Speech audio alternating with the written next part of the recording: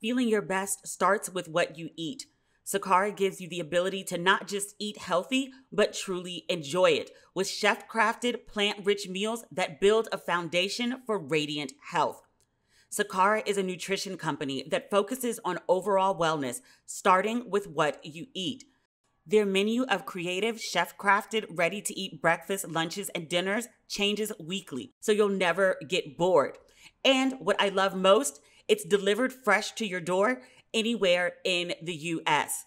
Along with delicious plant-rich meals, Sakara also offers daily wellness essentials like supplements and herbal teas to support your nutrition. Experience the transformative power of plants with their best-selling Metabolism Super Powder. Made with organic raw cocoa, it works to boost energy, eliminate bloating, minimize sugar cravings, and reduce fatigue. And right now, Sakara is offering our listeners 20% off their first order when they go to sakara.com/ratchet or enter code RATCHET at checkout. That's Sakara, SAKARA.com/ratchet to get 20% off your first order. Sakara.com/ratchet. Witness your own transformation as you turn small steps into giant leaps. Skillshare makes it possible. Skillshare, a sponsor of today's episode, is an online learning community that offers membership with meaning. With so much to explore, real projects to create, and the support of fellow creatives, Skillshare empowers you to accomplish real growth. I've been taking a class called Productivity for Creatives. Build a system that brings out your best. It's taught by Thomas Frank. It's great for people who have a lot on their plate and need to juggle multiple projects at once. Do something today that you couldn't do yesterday with classes designed for real life. And start with Skillshare. Explore your creativity at Skillshare.com/ratchet and get a free trial of premium membership. That's Skillshare.com/ratchet. Ladies and gentlemen, boys and girls, and people who don't identify as either, you are listening to Ratchet and Respectable with Demetria L. Lucas. Oh my God, I've been in like tech crisis all morning. I was getting this weird feedback noise. It's been happening for a while. I've been having to do all these adjustments when I'm recording in order to keep that like weird feedback noise, that screeching sound, not to come through the audio. It's been going on for like 2 weeks. But this morning, I finally figured out what it is. With the help of YouTube, you can learn almost anything on YouTube, I swear. So I've got my technology back in order, and I'm thankful. I have a new neighbor who moved in just across the hall, and they have this dog that barks fucking incessantly. I did figure out, though, that when my microphone does that screeching sound, it stops the dog from barking. But then the screeching sound is driving me nuts instead of the dog barking. Like, something's got to give. I ordered at like 3 o'clock this morning because the dog was just like on one all night. I ordered this, I don't know, some audio thing for dogs. It like affects their hearing, but humans can't hear it. I'm going to have to put it by the door to like stop the neighbor's dog from barking. This apartment living is not for me. I need a damn house. Ugh. The good news is that I'm actually still under my old lease. So when my lease is up in November, technically I could keep plan B of my life plan and move to Atlanta and buy a place. Technically. We'll see. I don't know. Plan A was to run off to Ghana to live for at least 6 months. That was the official in-motion plan before COVID hit. Me and my friend Davita. Davita, she keeps coming up. We talked about Davita a couple episodes ago. My friend that I traveled to Ghana with. Me and Davita were plotting to be out. We were trying to move to Ghana. Like her, like for good. Me, I was like, yeah, I'll max out at a year. I just want to bounce around Africa for a year. See if I can see every country. Very Maya Angelou-esque. I read All God's Children Have Traveling Shoes right after I came back from Ghana for the first time. It's like 3 years ago. And she talked about living abroad. I think she lived in Egypt as well. And I was like, you know what? I think I want this experience for my life. Damn COVID. And then, professional life. I don't know how I'm going to pull this one off. But I'm determined to do this Ghana thing as well as this Atlanta thing. Like, I'm so tired of somebody living above me. I need penthouse money, if nothing else. I hate being an adult. In other adulting news, I woke up the other day and dyed my hair black. Like, I was over the blonde. Like, I don't want to be blonde anymore. I'm over this shit. I also hadn't had my roots done in like 6 months, and I was like this flying back and forth to the East Coast every time I need to get my roots done. Like, I'm over this shit. So I woke up and dyed my hair black. Not jet black. I don't look like an old man trying to pretend I ain't got no gray, which actually I don't. I have like 3 strands. But like my hair's still growing in black. Like some of my friends, their hair's starting to grow in like really gray in their 40s. And I was like, ooh. So yeah, I dyed it black and then I cut off like half the parts that were blonde because, you know, you can use the best products ever for your hair, but like bleach just damages your hair. There's no way around it. So I guess I'll grow my hair back curly. I don't know. I pulled it up into this top bun because I don't feel like dealing with my hair until further notice. I just got too much shit going on to do hair every day. Even with like pushing my hair out the way. Like I can't be bothered. So I pushed it up in this bun. And I got this bright idea to like pull some little pieces down on the side. And I thought it was cute. And then like, I don't know, I caught myself at a weird angle. And I was like, ooh, I can't tell if I'm giving you like authentic Thelma from Good Times, 70s black girl realness, or am I giving you Hasidic Jewish man circa Crown Heights? I don't know. I went to dinner with one of my friends, Nicole Walters. She came on the show. She had a reality series on USA earlier this year, and she came on the show. But she was in LA, and we went to dinner, and she didn't say anything about my tendrils. So I guess they're giving Thelma 70s realness. I hope. But I'm going to have to give you that version that I'm not really sure if it's good or if it's bad until further notice, because I am drowning right now. I am drowning. All good things, projects that I'm like happy to do, but still, it's just a lot of work. Like I'm living the dream. It's not the living in Ghana dream or the renovated townhouse dream. It's not that dream, but it's a dream nonetheless. It's what I moved to LA to do, so. Did I tell you that I had that offer to be in a writer's room? I can't tell you who it is. He has his own talk show coming later this year. And he actually personally called me and asked me to audition for his writer's room, which I did. And I got through the 3rd round of interviews. And then I got a message that I didn't make it into the writer's room, which I was bummed about, sort of. I wanted to be in a writer's room. That's something that I really, really wanted at one point in time. And then in the process of doing this interview, I was like, wait, writer's rooms are 8 hours a day? Like 40 hours a week? And it was a writer's room based on the East Coast. So I would have been working like 6 a.m. to 2, which I was kind of willing to do. I told myself if I was offered the job, I would take it just for the experience. It's only like 6 months. So I was like, for 6 months, I will work like a full 40-hour work week from 6 a.m. to 2 p.m. I'll do that for the experience of being in a writer's room. But it didn't pan out. But then the other thing panned out, and I wouldn't have been able to do both. And the other thing is one of those things that, like, you have to say yes to, or at least have to prioritize heavily. So, oh, life with its ups and downs and such. In good Black news this week, I am happy to report that Tia Williams, author of 7 Days in June, we talked about her book. I raved about her book and had a wonderful interview with her, virtual, for Cafe Con Libros in New York. But 7 Days in June hit the New York Times bestsellers list earlier this week. So congratulations to Tia. She's on this wonderful streak of wins and good news, and I hope it never ends. She deserves every bit of it. So congratulations, Tia. I am super, super happy for you. We've talked many times on here about how one of my dreams in life is to hit the New York Times bestsellers list. I guess I need to finish that book, huh? My literary agent listens to my podcast. Tia and I have the same one. And I know she's going to be like, you think you might want to send the proposal back? You think? I think I do. This isn't good Black news, or maybe it's considered good. Remember that wretched woman we talked about that made fun of the newest royal baby? She was fired. Julie Birch. She was a columnist for The Telegraph. And she's the one that suggested that Harry and Meghan's new baby should have been called Georgina Floydina. And she referred to the new baby as an it.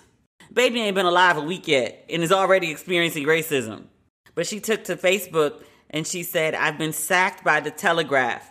It's been a lovely 5 years and I'll always be grateful to them for ending my wilderness years. However, I'd be lying if I said I hadn't often moaned to my husband recently about them always rejecting my edgy column ideas and giving me more pedestrian ones, which I've always done splendidly anyway." Ma'am, if the wittiest you can get with your slurs is Georgina Floydina, I know you wasn't pitching nothing edgy and exciting to the paper.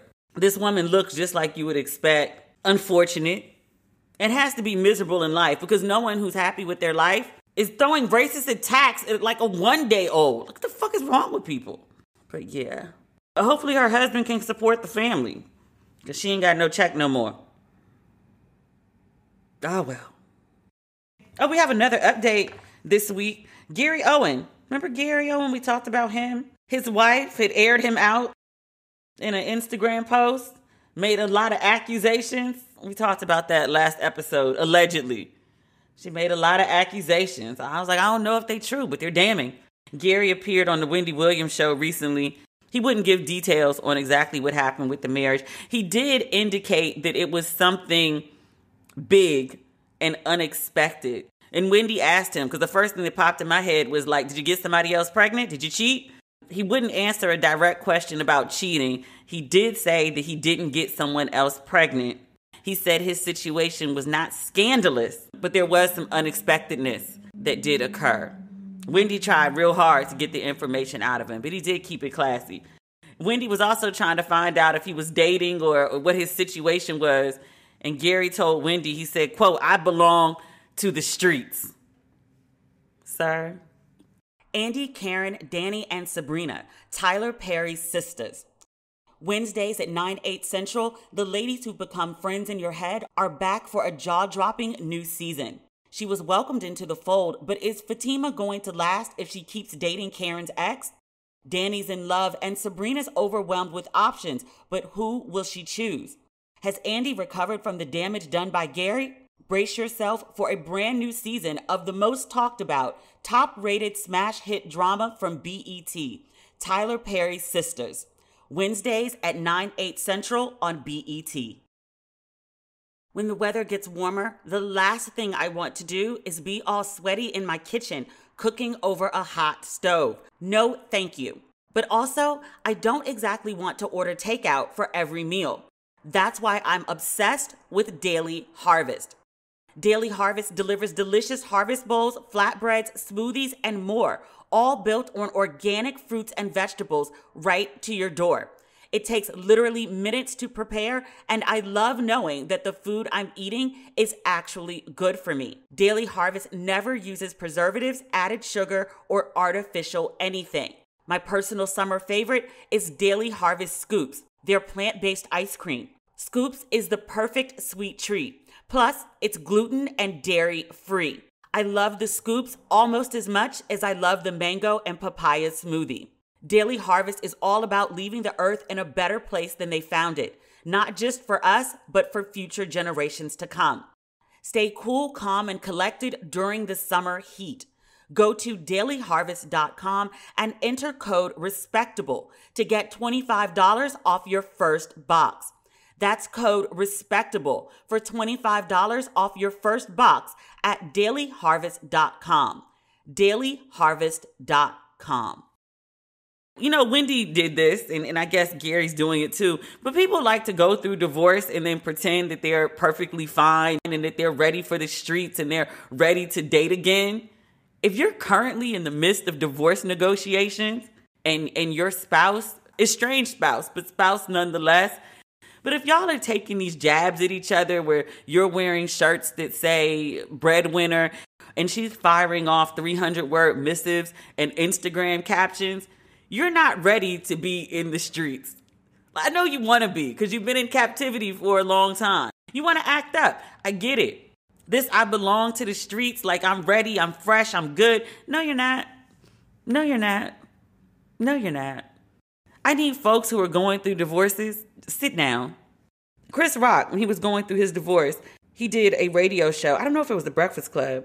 He was like, something is very wrong in your life. You've made a lot of decisions that have led you to this moment where, which should be like the most important relationship in your life, has fractured and fallen apart. Like a lot went wrong for your life to get to this point. So you're losing your spouse.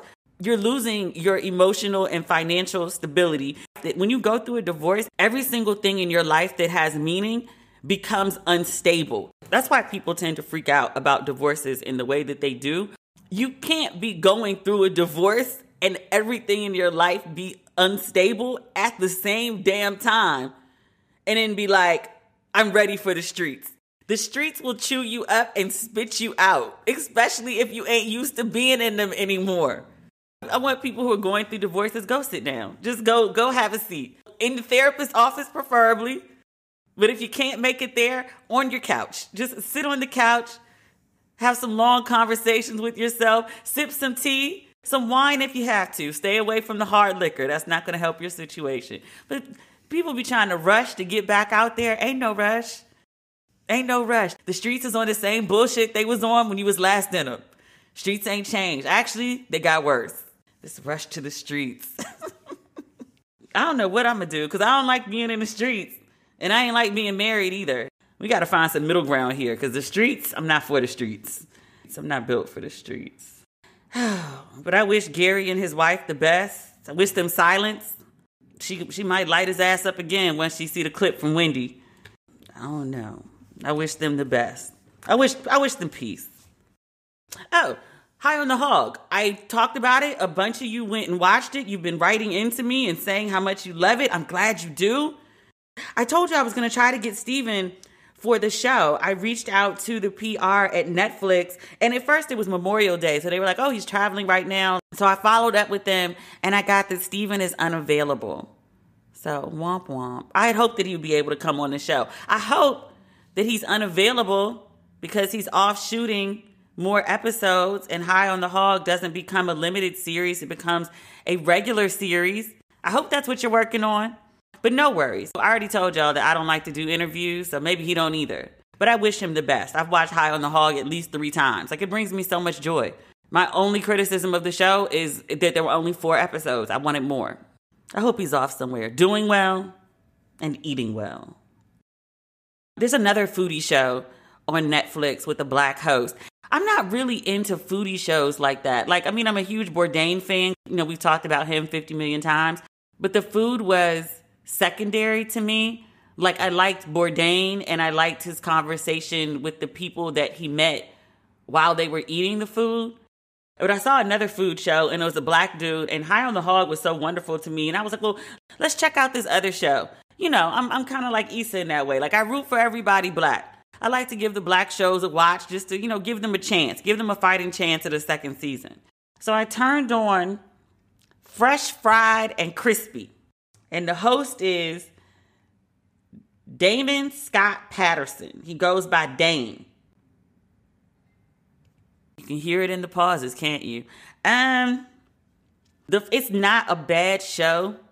The food looked wonderful. The first episode was in St. Louis, and the first thing he went to eat was fried ravioli from a food truck. And I was like, oh yes, this looks like good eating. I was in. But I only made it 15 minutes into episode 1. The food looked great. St. Louis looked like an exciting food city. I've never been to St. Louis. I can't offer you a firsthand testimony. And this may just be my taste. I want you to watch the show for 10, 15 minutes and you tell me if you picked up on the things that I picked up on. He seemed like a nice guy. He's a big guy, easy on the eye. If you like a big dude, he's a big dude. Beard, got some gray in it. Nice looking man. He struck me as the type of black dude that white people like to hang out with. Do you understand what I mean by that? And I know nothing of him outside of this show. He didn't strike me as like being authentically black. It was like an overuse of slang. Like every sentence had a slang word in it. And I was just like, who talks like that? I was like, even my hood friends don't talk like that. Like, It got uncomfortable to watch it at some point because I felt like he was like doing performative blackness specifically to entertain white people. And I was like, oh, no, I want the best for you, bro. I want your show to succeed, but not like this. So I called it fried ravioli in the beginning. It's called toasted ravioli. He was like, yeah, we're about to go taste these T-Ravs because I'm hangry. And I was like, who fuck talks like that? Like, black people are not calling toasted ravioli T-Ravs. It's just not something we do. We'd be like, oh, you want to get some toasted ravioli? You want to get some ravioli? But T-Ravs? Go get these T-Ravs? Like, what? And then, like, because I'm hangry, that's what I mean. It's like too much slang, like, all combined together. He speaks like a white dude trying to mimic African-American cultural speech patterns, which is a very, very specific thing to black people. And I can't tell you exactly what it is, but it's almost like in the same way, like if you live in a city and you see somebody walking down the street, you could just look at them and tell like they're not from there. And you might not even be able to pinpoint exactly what it is. It's just like you know what you know. That's what I'm picking up on watching the show. And the only thing I can reduce it to is an overuse of slang, but I know it goes much deeper than that. I just can't put my finger on exactly what it is. But I talked about it on my Facebook page, and I got the friends over there to I was like, just watch 10 minutes of this and tell me if you see what I'm seeing. Or then he's like really excited, like level 10 excited about ish that's really only like level 6. Is this like the black person entertaining white people thing? Or is this the I'm not used to being on camera and so I'm a little bit nervous and somebody told me to like play up everything because you got to be bigger on TV than you are in life, which is true to a degree. It's a very weird line to walk before you just seem like heightened normal or what the fuck. But yeah. But can you watch 10 minutes of this show and then let me know if you see what I see? Because it didn't irk me. It wasn't like an itchy in my spirit, but like I watched for 15 minutes and I was like, I can't watch this anymore. Like my hand started to get fidgety and like reached for the remote and like frantically turned it off. Okay, that does sound itchy inside. That does sound like I was itchy. Okay, maybe I was itchy about it. I don't know. You watch it and you tell me, because I don't know. In better TV or film, The Heights is finally here. I have been greatly anticipating this film. I am borderline in love with Anthony Ramos. He's best known for Hamilton by like almost everyone, but for me, he's Mars Blackman in Netflix's She's Gotta Have It. He could rest his Jordans under my bed. I'm just saying. I didn't really care for Mars in the original She's Gotta Have It. I mean, Spike Lee, like his character didn't really do anything for me. But I'm like obsessed with Anthony Ramos, and he is the star of The Heights. I watched a little bit of it earlier today because it's in theaters, but it's also on HBO Max. I only watched about 20 minutes or so, but it is wonderful. Oh my God, it's so good. There's this scene where like there's a whole city block of people dancing. Think almost like Fame. It's a whole city block of all shapes, colors, and sizes. Great representation. And they break out into dance and song. And then as soon as it ends, it goes immediately back to like the pacing of New York, where it's just like a whole bunch of people outside and people are walking, they're shopping, they're scolding their kids, they're buying fruit, they're running errands, they're walking to the train. Like it's a really amazing scene. It made me miss New York. I was supposed to be in New York for an event next week, and I was like, you know what? I'm not going to make it. I've got way too much on my plate and I'm trying to do the most and I can't. I'm not going to run myself ragged right now. I need to stay focused. But it really made me miss home. Also, are cicadas attacking New York as well? I know DC is catching hell. Like DC is miserable with the cicadas. I don't know if New York is. But I was like, New York got too much going on just on a good day. I'm like, all them goddamn people and heat and trash stink and subway heat and cicadas? No, absolutely not. I'll see y'all again in the fall. I wanted to come for the Cause exhibit, And then I think there's like a rosé party, but I ain't really ready to be around humans like that yet. So I'll catch New York sometime later. Maybe October. I don't know. You know who else is in the Heights that I wasn't expecting to see? Corey Hawkins, Dr. Dre from the NWA film, or the Black Jack Bauer. Did that last more than a season? I tried to watch it. I couldn't get into it. I hope he got his network checked, though. I'm sure he did. But still. But he's in the Heights. And I was like, oh, I didn't know you could sing too. What can't you do? He has a nice voice. It's easy on the eye. But he's in it too. It's so good. As soon as I'm done editing this podcast, I'm going to start it over from the beginning. And like, I rarely watch my actual TV. I watch everything on my desktop. I am actually going to get on the pink couch and curl up and watch In the Heights. I'm like goo gobs excited. And I don't even like musicals like that. Way too excited. I hate seeing TV spoilers online.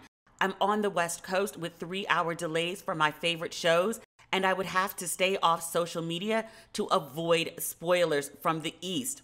With ExpressVPN, I can watch all my favorite shows like Pose, The Chi, and Mayor of Easttown without having to worry about spoilers.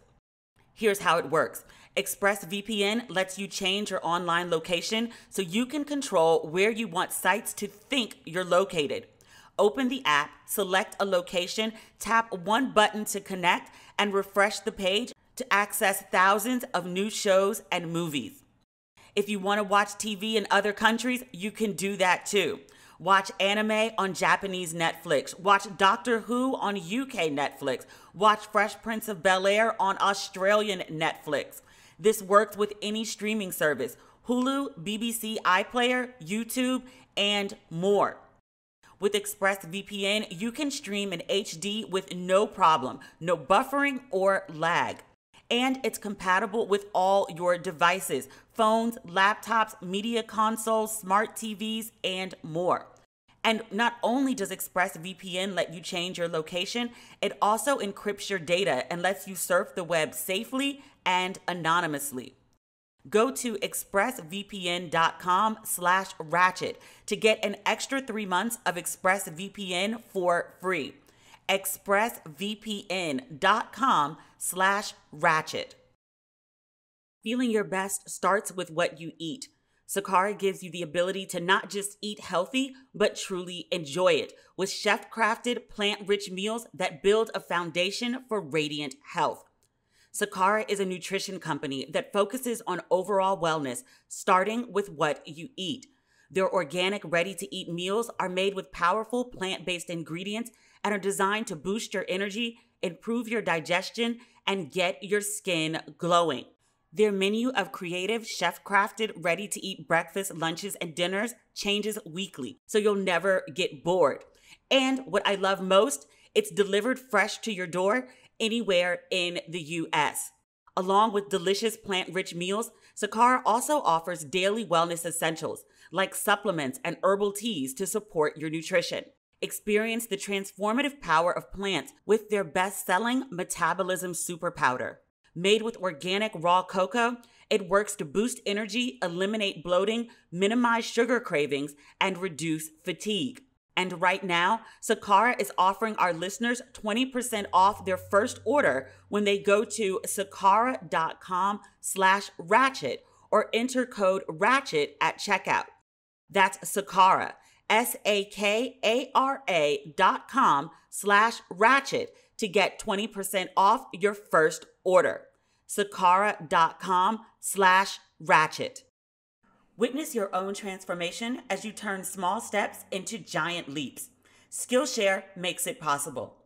Skillshare, a sponsor of today's episode, is an online learning community that offers membership with meaning.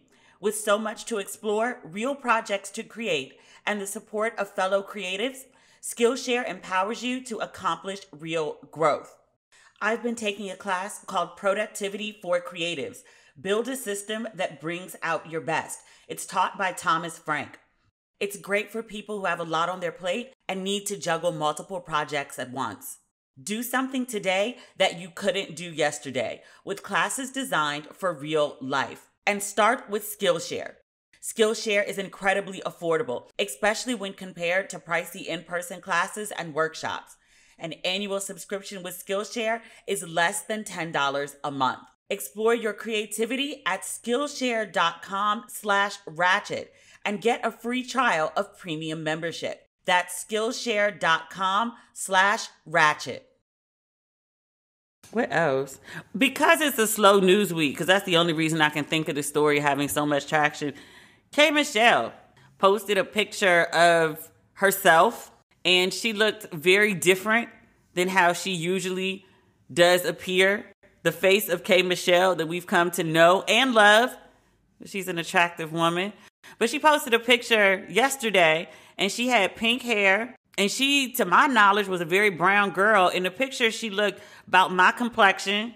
Depending on the time of year and the region of the country, like I can be light skinned, I can be light brown. I don't really know. But whatever my complexion is, that's about what K. Michelle's complexion was in the image. And I was like, woo, that's a leap. I was like, I don't know if you've had some lighting situations, if you've had some bleaching situations. I don't know, sis. I don't know. The pink hair was the least of the conversation. She appeared in the image to have done a significant amount of work to her face where many people found her unrecognizable. And they were like, I see K. Michelle posting a picture. I don't know who this is a picture of because I know sure in the hell well this ain't K. Michelle. That's the general reaction to the picture. I saw the picture. I did not recognize the woman in the picture as K. Michelle.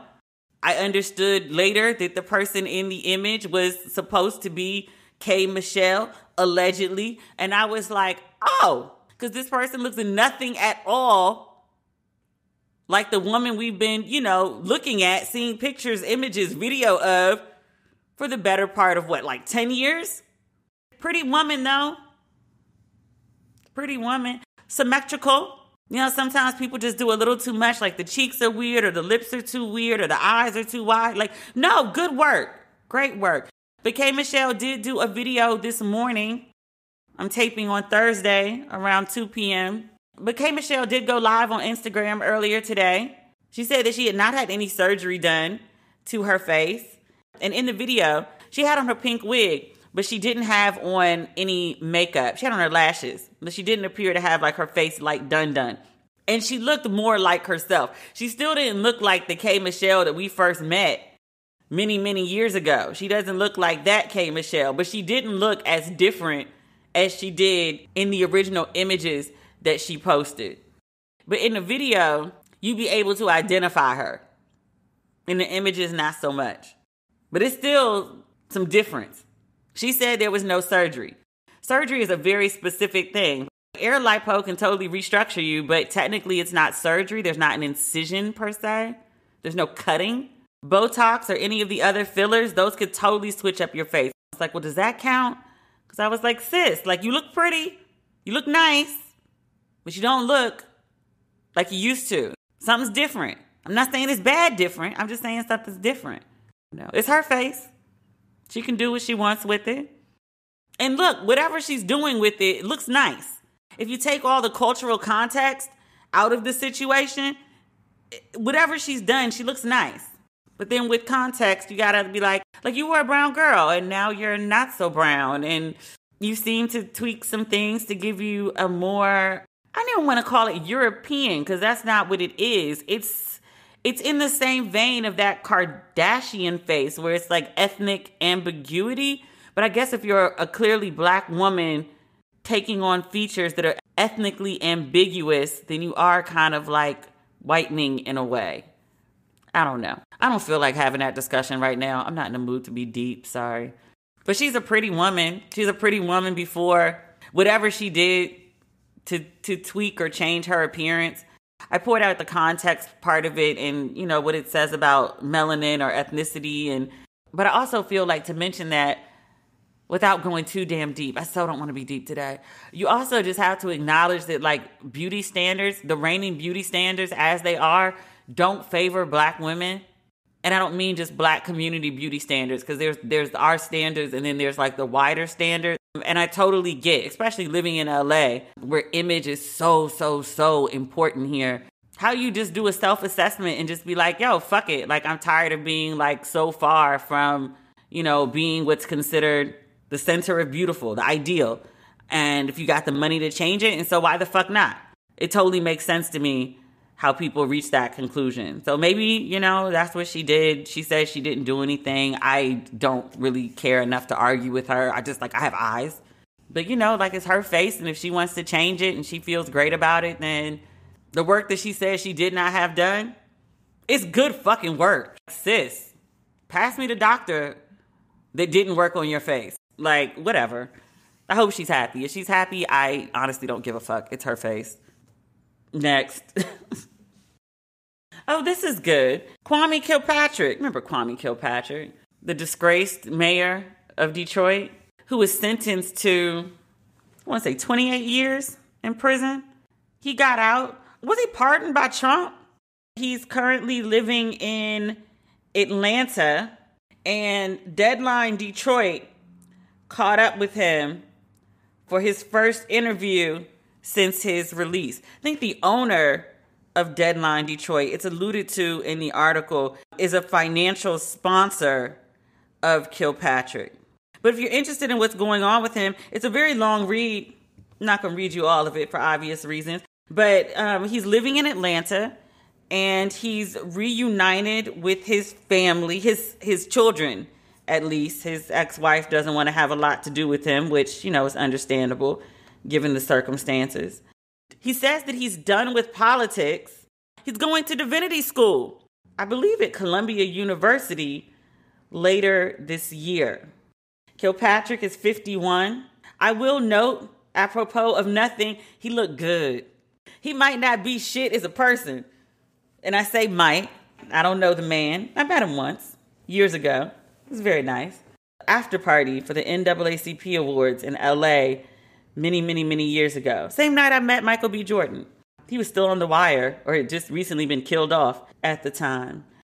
He talks about his experience in prison.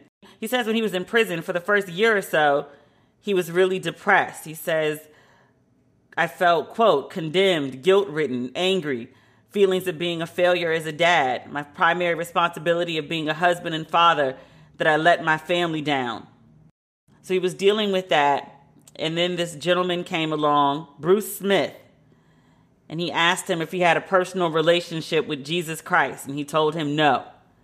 And so he and Bruce got to talking, and one thing led to another.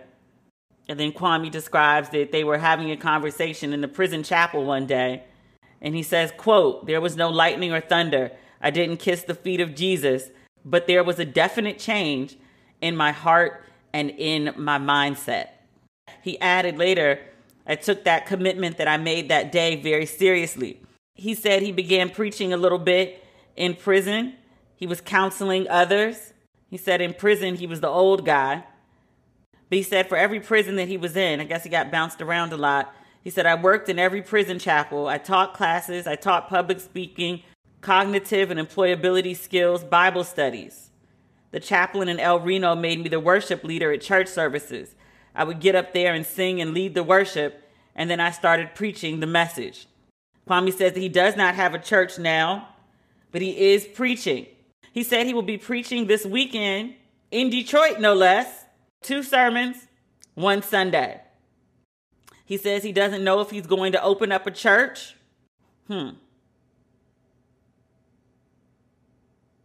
He's also engaged. A nice lady from Detroit. They do not have a date for their wedding, but he says, quote, we're not going to take 1,000,000 years to do it. That's fascinating. Oh, you're thinking it too. It's fascinating. Like a man can be fresh out of prison, be like $1 million in debt because he's got a ton of restitution that he has to pay back to the city of Detroit. Have no real job. Felonies. You know whose devotees will be like, oh, I'm a high value man. And go get a whole fiance. It's amazing. Women will gain 5 pounds and be like, oh, I'm doomed forever. I'll never meet anyone. Meanwhile, menfolk, It's amazing the way the game is rigged. What else does Kwame have to say in this article? He talks about the case. He admits to wrongdoing. He doesn't say anything specific that he may or may not have done. He talks about his first meal when he got out. I thought this was funny. The first day, he said, I had everything from catfish to crab legs, lamb chops to pizza. And he said, I started watching those commercials. He said he saw some Popeyes commercials, and he said, they got a chicken sandwich. So he said he had one of those too. I was like, really? You fresh out the pen and you wanted a Popeye sandwich, sir? So let me say this, because you know what I'm going to say. If you're a regular listener, you know what I'm going to say. I believe that there is grace for those that seek it. I read this whole article about Kwame. He talked about Jesus. He talked about finding God. He talked about preaching. He talked about maybe not starting a church, but definitely going to divinity school. Is he seeking grace? I don't know. I can't really tell. I read this whole article. I can't tell if God is his new hustle or he's on some Malcolm X, at least in the film, telling Shorty God's word ain't no hustle. I don't know. I know it's convenient. It's very convenient. Him becoming a minister was not on my bingo card. I really didn't see that one happening. In all my discussions, no one ever said, maybe he'll start a church. Maybe he'll become a pastor. No one ever said that. There was some question as to whether he would at least try to get back into politics, because you have to throw that out there. When you're having a conversation about comebacks with black folks, everyone's always going to refer to Marion Barry, who was seen on camera smoking crack and got reelected as the mayor of D.C. So, nothing's impossible. It was a possibility that he might try to go back into politics, maybe pick it up in another state, maybe sell insurance. But I never saw him going into the church. That said, opening a church, which he says, I don't know, will I, won't I? He definitely will. He's totally going to do that. All that tax-free money, all that literal cash flowing, it's a good occupation for someone who got to pay back a whole lot of money. And he's an attractive man. I started off talking about that. He's a charismatic man. He's a good speaker. We know that from him being a politician. You sprinkle a little Jesus on that, that's a good hustle. I hope he's genuine. I'd have to take God seriously if my ass got locked up for 28 years and I got out in 5. And got pardoned of all people by Trump. If that ain't God making a way out of no way, I don't know what is. So I hope that he ain't playing with the Lord. I hope that he's serious. I really do. But it wouldn't surprise me if he's not. God's word shouldn't be a hustle. But it's a good hustle for a lot of people. I so want to name names, but I'm trying not to be messy today. You caught me on a day where I'm walking the straight and narrow and evaluating my life's purpose. You know the names I could call. You might be in that church. I'm just saying. If you haven't picked up your merch for Don't Waste Your Pretty, please do. It's available on demetriallucas.com. And if you need some Ratchet and Respectable in your life between now and next week, you can follow me on Twitter, Facebook, or Instagram at Demetria L. Lucas. Please note the 2 L's. It makes a world of difference. As always, thank you for listening. We'll talk again on Tuesday. Okay, bye.